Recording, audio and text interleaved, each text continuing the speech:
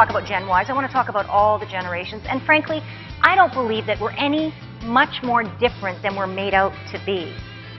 Actually, the differentiating factor in today's workplace is one single reason why this is even a subject of interest in the first place. Can anyone know what the differentiating factor? Because I have many people come up to me and say, Cheryl, how is this any different than when we were kids?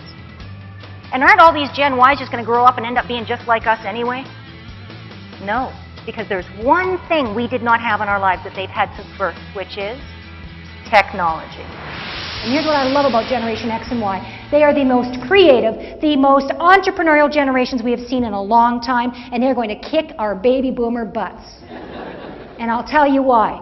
Because they are willing to come in and say, I don't need to play by the rules, I don't need to abide by the rules, I have a life first and work as second. Baby boomers are work, work, work, and then you die. Many of you in the room are parents. Hands in the air for those of you that are parents. Okay?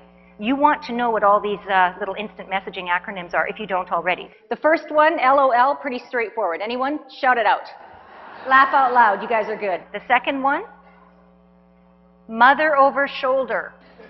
If you have teenagers, you want to know this one. Parents are watching. See you later. Too bad for you too. For crying out loud. And the last one, where you at? Why do boomers resist technology? If we're really honest here, and I'm a believer in bold proclamations, because we don't want to take the time to learn the new technology. We've gotten very comfortably of what the current stuff can do for us. So even taking 2 weeks to learn something is a resistance on our part. Average tenure for a Gen Y in my research, 3 years or less on the job. Now you might be thinking to yourself, well, how does that impact me? Well, I actually predict a future that's going to be quite different than what we have right now, and that is this. It's not going to be hanging on to people for 10, 15, 20 years, which has been the model up until now. It's going to be sharing people.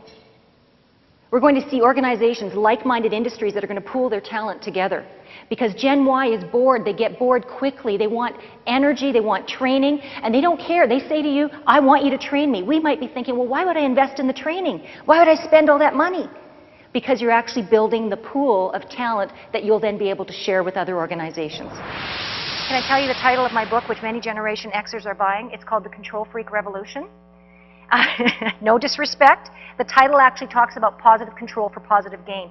Gen X, you have had to fight for your spot in the workplace.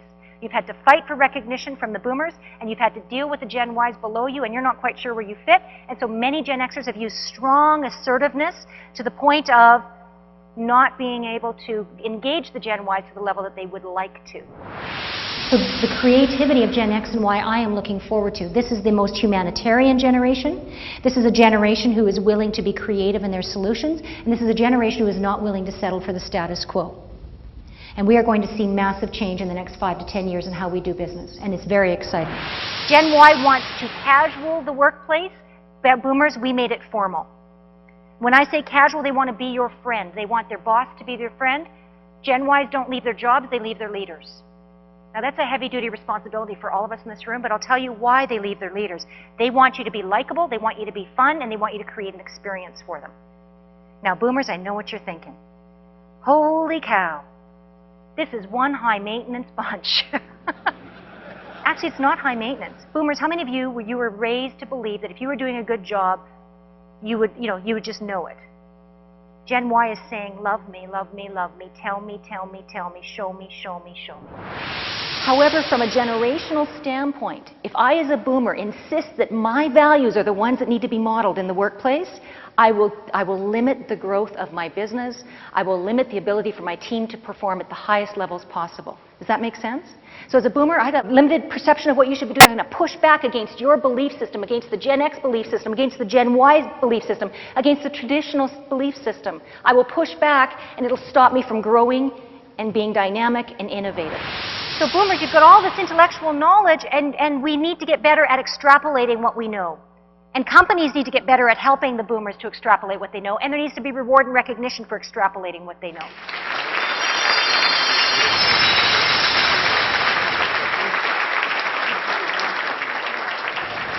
So boomers, guess what we did? Out of our own psychosis of being raised with little love and little attention, we have projected onto our children all of the angst and love that we could so that they would not suffer the same fate we had as children.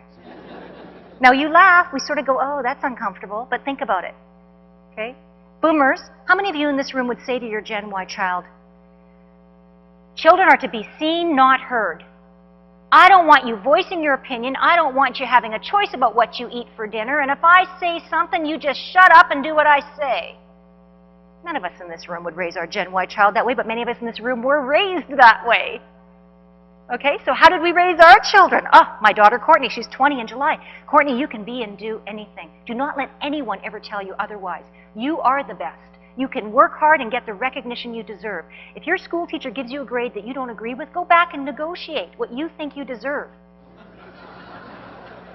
These kids show up at work and they go, I'm here!